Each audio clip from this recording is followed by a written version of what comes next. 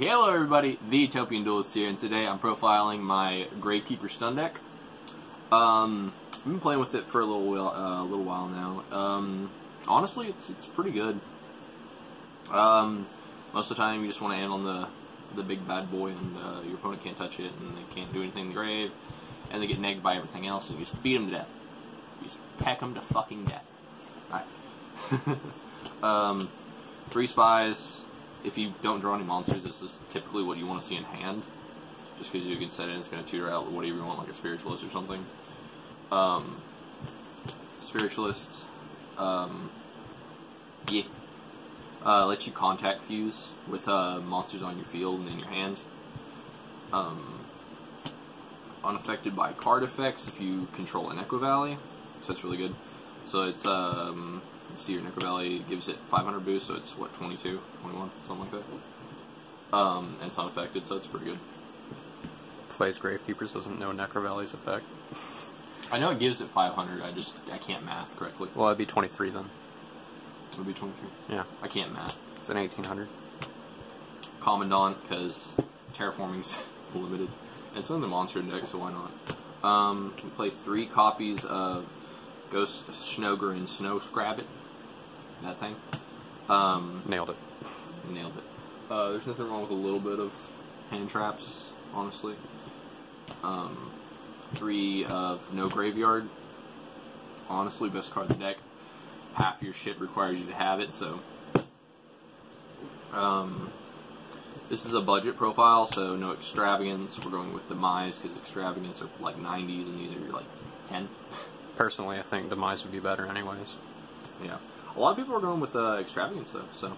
Well, I guess you wouldn't use budget. too much extra deck, would you? Yeah, no, honestly, the rest of this, guys, is just toolbox. Like, Gavin brings up a great point. The rest of this is just toolbox. If you have the stuff, you can replace these with the extravagance, but this is a budget profile, so I went ahead and went with my card demises over my extravagances. But, Triple Royal Tribute just came off the list, super good. Resolve it all the time, because you're always going to get into your Necro Valley. You're running 6 copies of it, and then you have the trap, which is going to help you recur it.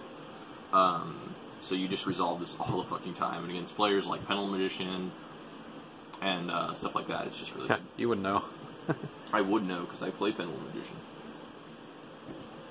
Rip. Let's see here. Double Desires, because more draw power the better. And then 1 Necro Valley Throne.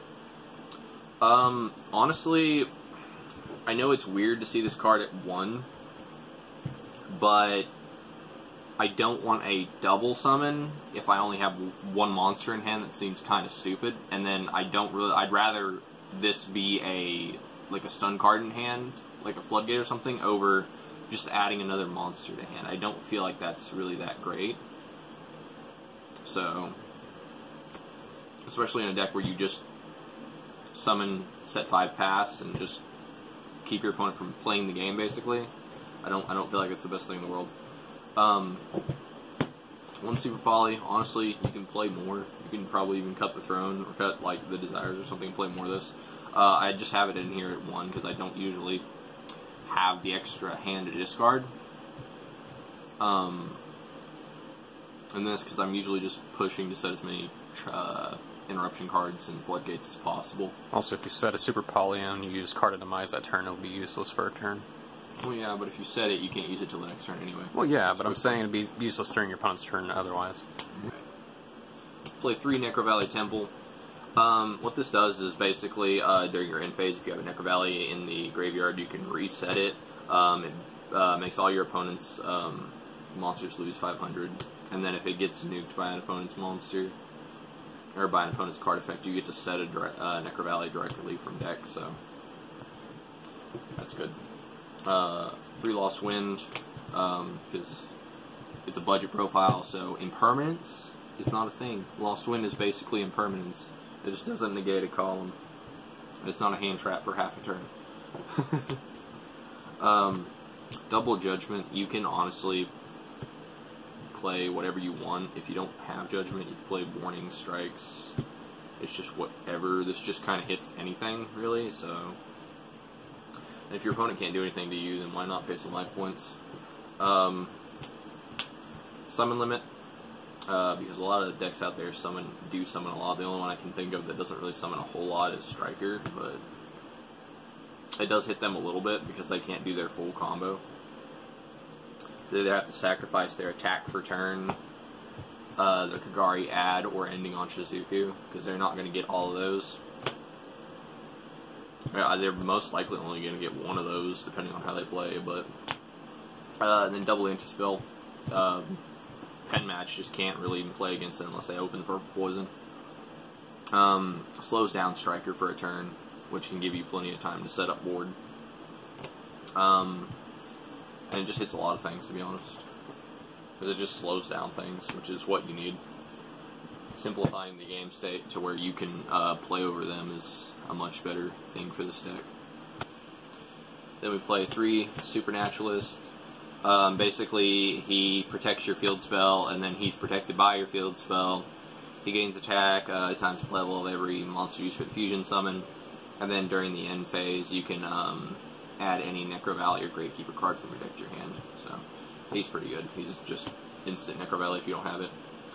Super Poly targets are the basic Starving Venom, Mud Dragon, and then most of your turns, if you open Supernaturalist, you're most of the time going to be like ending on this. So if you need to, it's there and it negs your opponent's shit. So yeet. Link monsters are. We'll go over the Link 2s first.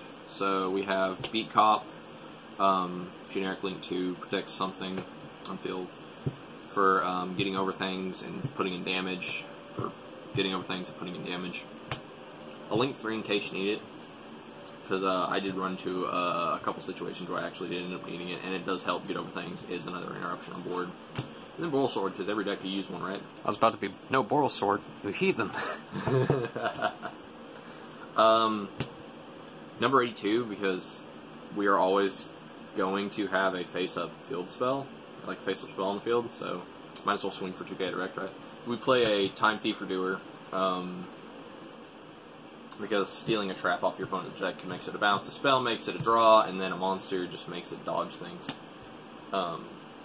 Boogu, because fuck your opponent, and then if somehow your opponent's out-sunning you, Tornado, it's pretty much just toolbox. You can, honest to God, do whatever you want with this extra deck, guys, if you're playing like an extravagance build or something. Because all you really need is like your spiritualists, or supernaturalists. I always call it spiritualist, because there's a Gravekeeper spiritualist. Anyway, guys, like, subscribe, you know the rest, guys. See ya. I got the Glock in my Robbie, 17 shots, no 38. Yeah, I got the Glock in my Robbie, 17 shots, no 38. Yeah, she's fine, wondering will she be